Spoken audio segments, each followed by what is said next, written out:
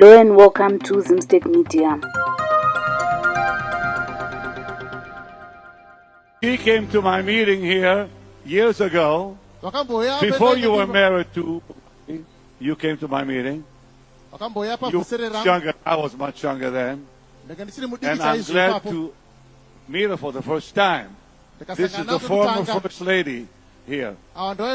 So we have both First Lady and the former First Lady and the Minister of Tourism saying that Zimbabwe belongs to Jesus.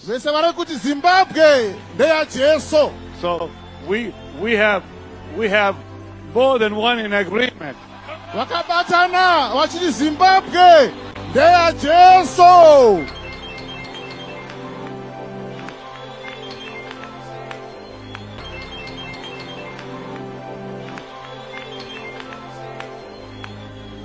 Somebody shout hallelujah!